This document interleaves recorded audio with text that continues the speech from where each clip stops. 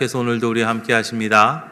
더 복되고 귀한 것으로 주님께 채우시기를 주님의 이름으로 축원합니다.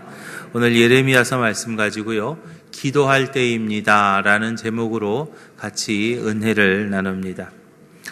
현대인들에게 있어서 정말 떨어질 수 없는 것이 무엇이냐라고 물을 때에 그 중에 하나가 바로 핸드폰이라고 말할 수 있습니다. 아마 핸드폰이 없다면 어떤 분들은 금단 증상이 생길 정도로 핸드폰을 의지합니다. 핸드폰으로 요즘은 무엇도 하고요, 또 무엇도 하고, 전화만 하는 게 아니고 정말 여러 가지 일들을 합니다. 요즘 이렇게 식당에 갔다가 보니까 여기 어떤 거 주세요 라고 하고는, 그리고요 핸드폰만 들여다보고 있는 거예요. 가족이 식당을 갔는데 말입니다. 이게 사실은 저희 집 얘기예요. 제가 하다가 좀 민망해가지고 혹시나 하고 이렇게 돌아봤어요. 근데 우리 집만 그런 건 아니더라고요.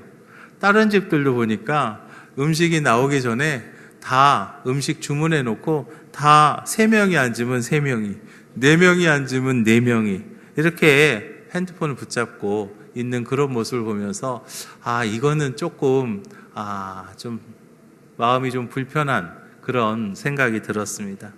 그런데 어떤 분이 이런 얘기를 했어요. 기도가 핸드폰보다 좋은 이유라는 그런 글이 있어서 제가 잠깐 소개를 합니다. 누가 썼는지는 모르겠습니다. 그렇지만 써있는 글이라 제가 전달을 하는데요. 기도가 핸드폰보다 좋은 이유. 첫째, 핸드폰은 잘해봐야 한 달 100분 무료 통화지만 기도는 한 번 가입하면 평생 무료 통화다. 두 번째, 핸드폰은 환경에 따라서 통화 성능이 결정나서 되는 경우도 있고 안 되는 경우도 있지만 기도는 성능이 좋아서 언제 어디서나, 엘리베이터 안에서도 또 지하에서도 언제나 가능하다. 셋째, 핸드폰은 공공장소에서 사용하기엔 눈치가 보이지만 기도는 때와 장소를 가리지 않고 언제든지 하나님과 함께 할 수 있다. 넷째, 핸드폰의 사용 내역은 통신회사에 남지만 기도의 사용 내역은 하늘나라의 생명책에 남는다. 다섯 번째, 한 대의 핸드폰으로는 한 사람밖에 통화할 수 없지만 기도는 원한다면 한 번에 수많은 사람들이 동시에 통화할 수 있다. 여섯 번째, 핸드폰으로 통화할 때의 침묵은 쓸데없는 상상을 일으키지만 기도할 때의 침묵은 주님이 알아서 접수하신다. 일곱 번째, 핸드폰은 부재중일 때에 받는 사람이 없지만 기도는 하나님께서 항상 기다리시고 받아주신다라고 말합니다. 사랑하는 기지식교회 성도 여러분, 이렇게 좋은 기도인데요, 여러분 하고 계신가요?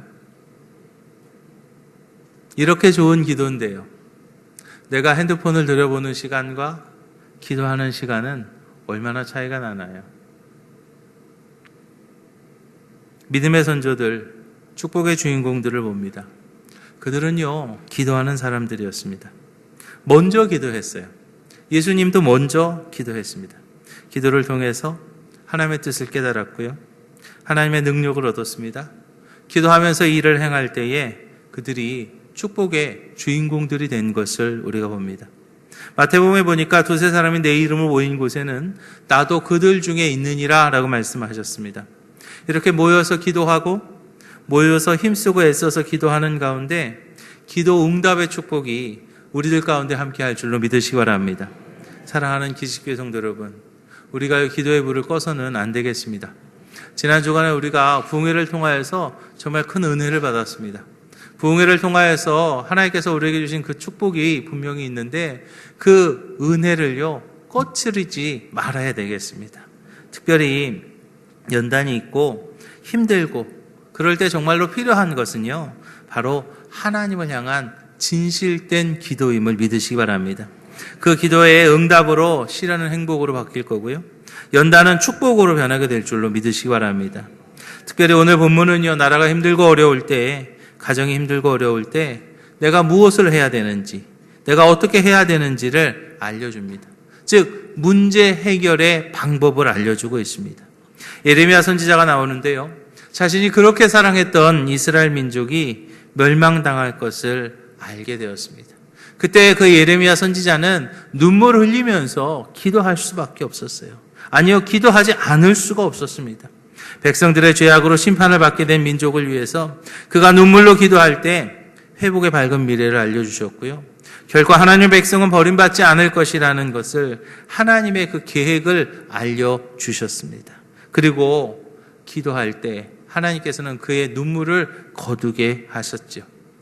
오늘 이 자리에 계신 여러분들 중에도 누구에도 말할 수 없는 그 문제 때문에 눈물을 흘리며 기도하고 있는 분들이 계실 줄 압니다. 가정의 문제, 또 경제적인 문제, 또는 건강의 문제, 또 도무지 창피해서 누구에게도 말할 수 없는 다양하고 복잡한 문제를 가슴에 부여잡고 전전긍긍하면서 이 자리에 앉아 계신 분이 있을 것입니다. 오늘 선포되는 말씀을 통해서 나에게 주시는 하나님의 음성을 들으시기를 주님의 이름 부탁을 드립니다. 하나님은요, 여러분들의 그 기도 들으십니다. 하나님은요, 여러분들의 그 눈물 닦아주시기를 원하세요. 내 눈물을 닦아주신 하나님의 음성을 들으시고 오늘 이 자리에서 여러분들의 기도가 다 응답되기를 주님의 이름으로 축원합니다. 그 하나님께서 말입니다. 지금 전전긍긍하고 있는 저와 여러분들에게 명령하세요. 너는 내게 부르시지라. 기도하라고 명령하고 계십니다. 3절 보니까요. 너는 내게 부르짖으라. 내가 내게 응답하겠고 내가 알지 못하는 크고 은밀한 일을 보이리라 그랬어요. 하나님께서는요, 지금 저와 여러분들에게 기도하라 라고 명령하십니다. 그런데 우리의 기도가, 우리가 기도하기 전에 먼저 명령하시는 하나님이 어떠한 분인가를 우리가 알아야 되겠는데, 보통은 우리의 기도를 들으시고 하나님께서 응답하신다라고 그렇게 이야기합니다. 그런데 하나님께서는요, 우리의 기도를 듣기도 전에 먼저 기도하라고 명령하셨어요. 이 말은 뭐냐면 이스라엘의 민족의 죄악을 심판하기도 전에 그들을 구원하시려는 구원의 계획이 이미 서 있다는 거예요. 하나님께서는요, 그 죄악에 따라서 심판하시겠습니다. 심판하시려고 준비하셨어요. 그런데 그 심판만 준비하신 것이 아니라 하나님은 죄악 때문에 심판하셨다가 다시 회복하실 것까지, 거기까지 이미 준비하셨다는 거죠. 구원의 계획이 이미 서 있다는 거예요. 하나님은요, 당신의 목적을 이루기 위해서 가끔 우리가 좀 불편한 일을 겪기도 하십니다. 밝은 빛만 주시는 것이 아니고요, 어둠을 주실 때도 있고요. 평안함만 주시는 것만 아니라 환난도 허락하실 때가 있습니다. 그때 우리는 주님을 섬기며 사는데 내가 왜 이런 불행이 있느냐고 불평할 수도 있어요. 그러나 하나님은요, 좋은 길로만 가게 하는 것이 아니라 시험의 길도 또 환난의 길도 허락하신다는 것을 우리는 믿음의 선배들의 생애를 통해서 볼 수가 있어요. 그러나 하나님의 징계는요, 그 징계로 끝난 경우가 없습니다. 하나님은요, 언제나 그 대책이 준비되어 있는 것을 우리는 봅니다. 아담을 에덴 동산에서 쫓아내십니다. 그렇지만 하나님께서는요, 그에게 가죽옷을 지어 입으셨습니다. 가인을 추방할 때에도 인치심으로써 다른 사람으로부터 해함을 당하지 않게 하셨어요. 노아 홍수가 있었습니다. 물로써 세상을 심판했을 때에도 무지개를 주시면서 다시 세워주실 약속을 하셨어요. 예레미야 30장에서 말합니다. 나 여호와가 말하노라. 내가 내 백성 이스라엘과 유다의 포로를 돌이킬 때가 이르리니 내가 그들을 그 열조에게 준 땅으로 돌아오게 할 것이라 라고 말씀하셨습니다. 하나님께서는요, 이미 그 구원의 계획이 있으셨고 우리에게는 십자가를 통하여서 그것을 확증시키신 것을 믿으시기 바랍니다. 우리는요, 죄인이었잖아요. 그 죄 때문에 너무나 힘들게 살고, 그 죄 때문에 이 땅에서 아파하고, 그 죄 때문에 이 땅에서 불편한 삶을 살다가 결국에는 죽어서까지도 지옥에 갈 수밖에 없는 것이 저였고 또 여러분들이었습니다. 그런데 하나님께서 우리가 지옥 가는 것을 원치 않으셔서 하나밖에 없는 아들을 이 땅에 보내셨고 십자가에 달려 돌아가게 하심으로 우리의 그 죄의 문제를 다 담당해 주셨어요. 우리의 죄의 문제를 다 대신하셨다는 것을 우리가 이제 믿기만 하면 나의 죄의 문제가 해결되고 우린 더 이상 지옥 가지 않고 천국 갈 수 있도록 하나님께서는 우리의 죄의 문제까지도 이미 준비해 놓으신 거예요. 그 증거가 되는 것이 바로 저 십자가입니다.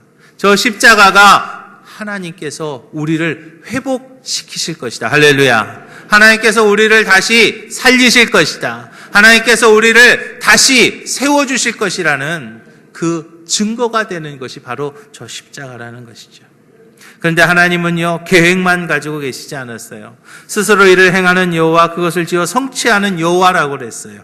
자신의 백성을 사랑하시는 하나님이 그 하나님의 백성들에게 복과 평강의 계획을 가지고 행하시고 이루시는 하나님이시라는 거죠. 그런데 그런 분이요, 스스로 행하시는 분이시고 스스로 그것을 이루시는 분인데 그분이 우리에게 명령하세요. 무엇을요? 기도하라고요. 계획 가지고 직접 성취할 수 있는 분이 왜 우리에게 기도하라고 했을까요? 하나님께서 계획을 가지고 계시고 친히 그것을 이루시고 친히 그것을 성취함에도 불구하고 우리에게 기도하라고 하신 것은 그것이 성취된 뒤에 그것을 이루신 분이 하나님이심을 알게 하려고 하는 거죠. 만약에 우리가 기도하지 않고 그냥 그 일이 이루어졌다. 그러면요, 많은 이들은요, 이렇게 생각할 겁니다. 내가 잘나서. 그렇죠? 아닌 것처럼 이렇게 입 꼭 다물고 계신데, 대부분의 사람들은요, 내가 잘나서 된 줄 알아요. 아니면, 그냥 우연히 됐겠지, 뭐. 때가 됐으니까 됐겠지. 아닙니다. 하나님이 하신 거예요. 그런데 그것을요, 우리가 기도하지 않고 그냥 되어버리면, 자기가 잘나서 됐다고 생각하기 때문에 하나님께서는 우리에게 뭐 하라고 하십니까? 기도하라고 하시는 거예요. 자기가 잘나서 제 힘으로 된 줄 알게 하지 않기 위해서 기도합니다. 간절히 기도합니다. 하나님, 이 문제 해결해 주세요. 하나님, 이 문제 해결해 주세요. 하나님, 저희에게 이 문제 해결해 주세요라고 간절히 기도할 때 하나님께서 그 문제 해결해 주시면, 아, 내가 기도해서 하나님이 하셨구나라는 것을 깨달을 수 있도록 하나님께서는 우리에게 기도하라고 말씀하시는 거예요. 그럴 때에 그것이 하나님이 하셨다고 우리가 고백하고 우리가 겸손할 때에 그 은혜를요, 지속할 수 있다는 거죠. 또 하나님께서 계획을 가지시고 신이 성취하심에도 불구하고 우리가 기도해야 될 또 하나의 이유가 있습니다. 그것은 뭐냐면 계획을 가지고 계셔도 우리가 기도할 때 하나님의 때를 당길 수 있음을 믿으시기 바랍니다.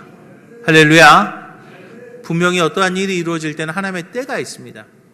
하나님의 그 때가 있는데 그 때가 되어야만 이루어지는 거예요. 그런데 우리가 기도하면 그 때를요, 당길 수 있는 거예요.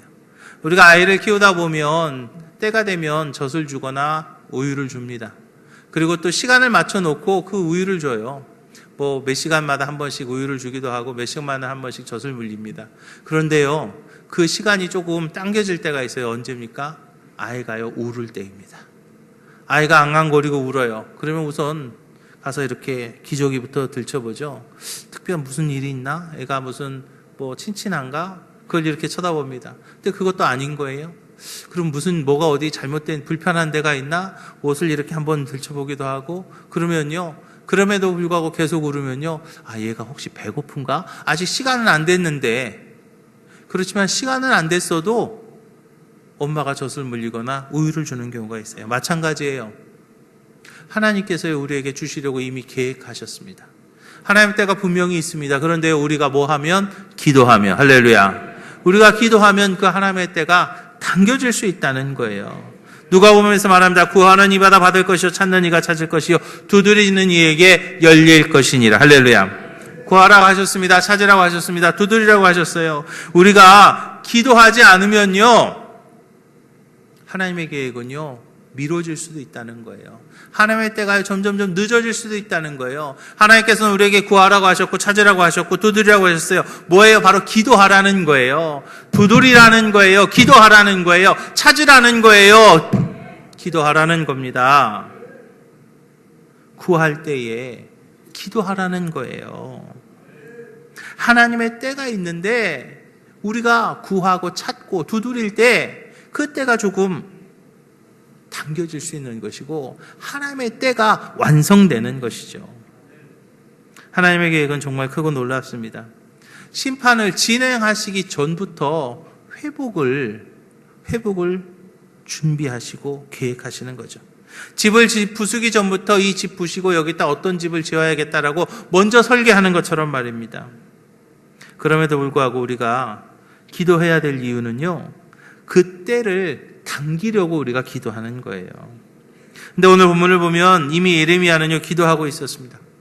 예레미야를 우리는 눈물의 선지자다라고 부릅니다. 하나님의 심판의 계획을 들은 예레미야는요, 끊임없이 눈물로 기도해요. 15장에서 그랬어요. 17장에서 기도했습니다. 32장에서도 또 기도했습니다. 기도하는 예레미야에게 하나님은요, 또 기도하라고 하십니다. 왜 그랬을까? 하나님께서 예레미야에게 요구하시는 것은요, 하나님이 원하시는 기도를 기도하라고 명령하신 거예요. 하나님께서는요, 우리에게도 동일하게 명령하십니다. 믿음의 기도를 하라고. 할렐루야. 하나님이 명령하시는 기도는요, 안타까움의 기도가 아닙니다. 하나님께서 명령하신 기도는요, 안타까움의 기도가 아니라 평안함의 기도입니다. 불안과 걱정의 기도가 아니라 소망과 확신의 기도입니다. 막연한 기대에 찬 기도가 아니라 하나님의 확신한 약속을 의지한 기도, 그 기도를 하라고 지금 우리에게 기도하라라고 말씀하고 있는 거예요. 의심하며 기도하면 응답이 없습니다. 약속의 하나님 앞에서 내가 해야 될 기도는 바로 이러한 믿음의 기도해야 되는 거죠. 그래서 야고보서에서 말합니다. 오직 믿음으로 구하고 조금도 의심하지 말라. 의심하는 자는 마치 바람에 밀려 요동하는 바닷물결 같으니 이런 사람은 무엇이든지 좇게 얻기를 생각하지 말라 그랬어요. 의심하지 않고 기도하라는 거죠. 우리가 이렇게 의심하지 않는 믿음의 기도를 해야 될 이유는 이미 하나님께서요, 우리에게 뭐 하셨어요? 약속하셨기 때문입니다. 할렐루야. 우리의 기도는요, 이렇게 우리의 소원에서, 내 소원에서 출발하는 게 아니에요. 나의 기도는요, 하나님의 약속에서 출발하는 것을 믿으시기 바랍니다. 3절에서 말하면 너는 내게 부르짖으라. 내가 내게 응답하겠고 내가 알지 못하는 크고 은밀한 일을 내게 보이겠다라고 그랬어요. 하나님의 그 분명한 약속이 있기에 우리는요, 그 약속을 붙잡고 기도하는 거예요. 하나님께서 우리 교회에 주신 하나님의 분명한 약속이 있습니다. 뭡니까? 내가 너의 꿈을 이루어 주겠다라는 그 하나님의 그 분명한 약속이 있어요. 이제 그 하나님의 그 분명한 약속을 붙잡고 우리가 기도하는 거예요. 또 회복의 응답에 대한 분명한 믿음의 기도를 요구하신 하나님께서는요, 포로로 잡혀가는 동안에 하나님께서요, 아나돗의 밭을 사라라고 명령하세요. 여러분, 이거는요, 분명히 뭔가 잘못된 것 같습니다. 전쟁통입니다. 전쟁이 나서 포로로 끌려가는 길이에요. 포로로 끌려갈 때에 있던 밭도 팔아가지고 금이나 은이나 또는 돈이나 보석이나 그런 것으로 바꿔가지고 갈 수 있는데, 갈 때에 이렇게 들고 갈 수 있는 것으로 바꿔야 되는 거예요. 그런데요, 하나님께서는 아나돗의 밭을 사라 그랬어요. 전쟁 때에 땅을 사는 사람이 없습니다. 그런데 하나님께서는요, 그 아나돗의 땅을 사는 믿음의 표현을 요구하신 것을 믿으시기 바랍니다. 그런데 그때야 예레미야가요, 순종했습니다. 분명한 믿음의 표현이었어요. 하지 않을 겁니다. 상식적으로 볼 때는 해서는 안 되는 겁니다. 상식적으로 볼 때는 할 필요가 없는 겁니다. 그런데 예레미야는요, 하나님의 말씀 앞에 뭐 한 거예요? 순종했습니다. 우리 기지식교회 모든 성도들도 예레미야처럼 할 수 없는 가운데서도 순종하는 바른 믿음의 자세가 저와 여러분들 가운데 함께하기를 주님의 이름으로 축원합니다. 제가 언제나 말씀드립니다. 믿음은요, 보여져야 됩니다. 신앙은요, 표현돼야 됩니다. 우리의 믿음이요, 보여져야 되고 우리의 신앙은요, 표현돼야 됩니다. 이제 여러분들의 믿음을 보이시기를 주님의 이름으로 부탁을 드립니다. 여러분들의 신앙을 표현하시기를 주님의 이름으로 부탁을 드립니다. 믿음을 보이고 신앙을 표현하는 것은요, 우리가 예배드리는 겁니다. 예배드리면서 하나님을 만나고 기도하면서 하나님과 대화하고 찬양으로 하나님께 영광 돌리는 거예요. 그것이 바로 우리의 믿음을 보이는 것이고 우리의 신앙을 표현하는 것임을 기억하시고 예배드리시고 기도하고 찬양하며 여러분들의 신앙을 표현하는 우리 기지식교회 모든 성도들이 다 되시기를 주님의 이름으로 축원합니다. 또 하나님께서는요, 응답받기 위해서요, 간절히 기도하라고 그랬습니다. 이미 약속은 되어 있습니다. 이미 주실 겁니다. 그렇지만 하나님께서 오늘 본문에서 뭐라고 하셨어요? 부르짖으라 그랬습니다. 부르짖으라. 정말로 원한다면요, 간절히 기도해야 되는 거예요. 정말로 원한다면 간절히 기도해야 됩니다. 힘들고 어려웠죠? 간절히 기도할 때입니다. 우리가 아이들을 키울 때도 마찬가지예요. 우리 둘째 녀석은 그냥 아빠 이거 해주세요. 아빠 이거 해주세요. 아빠 이거 꼭 해줘야 되는데, 이거 해줘야 되는데, 그러면요, 귀찮아서라도 해줍니다. 근데 우리 큰 놈은요, 애가 뭐가 좀 어쩐지, 해주시면 좋고요. 해주려고도 하기 싫어. 그거 해주려고 딱 마음 먹었다가도, 해주시면 감사하고요. 그러면은, 이게 해달라는 거요, 말라는 거요. 그러고는요, 속상할 때가 있어요. 마찬가지예요. 하나님이 말입니다. 뭐라고 하셨어요? 너는 내게 부르짖으라. 여러분, 우리가요, 하나님 앞에서요, 간절히 기도해야 됩니다. 어떤 분들은요, 이렇게 얘기합니다. 아유, 무슨 신앙을 저렇게 유난스럽게, 그냥 대충 그냥 점잖게, 고상하게, 우아하게 기도해도 하나님 다 들어. 하나님이 무슨 귀 먹었어? 왜 저렇게 그냥 소리 지르다 기도해? 그런 분들은요, 아직 절실하지 않아서 그래요.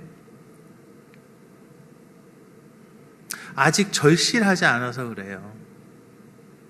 정말로 절실해 보세요. 정말로 절실해 보세요. 기도하지 않을 수 있어요? 그때 체면 차릴 수 있어요? 그때 고상해질 수 있어요? 아니에요. 정말로 하나님의 응답이 필요하다면요, 우리는요, 간절하게 기도할 수밖에 없어요. 나의 능력도, 또 나의 환경도, 내 체면도, 내 자존심도 아니에요. 지금 그거 해결해야 되는데, 그거 지금 이루어져야 되는데, 자존심 때문에 그까짓 거 안 해? 그러면요, 그분은요, 좀 덜 절실한 거예요. 그분은요, 조금 덜 필요한 거예요. 정말로 필요할 때는요, 우리가 하나님 앞에 간절히 매달릴 수밖에 없는 거예요. 그런데 하나님은요, 그것을 원하시는 거예요. 구하라 그리하면 받으리, 너희 기쁨이 충만하리라 그랬습니다. 할 수 있거든요. 무슨 말이냐? 믿는 자들은 능치 못할 일이 없다 그랬어요. 여호와는 나의 목자신, 내게 부족함이 없다 그랬습니다. 사랑하는 기지교회 성도 여러분, 말씀 붙잡고 기도하면 됩니다. 말씀 붙잡고 기도하면 됩니다. 말씀 붙잡고 기도하면 된다고요. 우리가 기도하면, 내가 기도하면 그 일이 이루어집니다. 그런데 내가 기도하지 않으면 그 일이 이루어지지 않습니다. 여러분, 그 일이 이루어져야 되지 않습니까? 그 일이 이루어져야 되지 않습니까? 각자 아마 다 다르실 거예요. 누구는 어떤 일, 누구는 어떤 일, 누구는 가정의 문제, 누구는 직장의 문제, 누구는 경제적인 문제, 어떤 이들은 자녀들의 문제, 각자 다 다르실 거예요. 그런데요, 여러분, 그 일 이루어져야 되잖아요. 그런데 그렇게 기도하지 않을 수 있어요? 우리가요, 지난 주간 부흥회를 통해서 정말 큰 은혜를 받았습니다.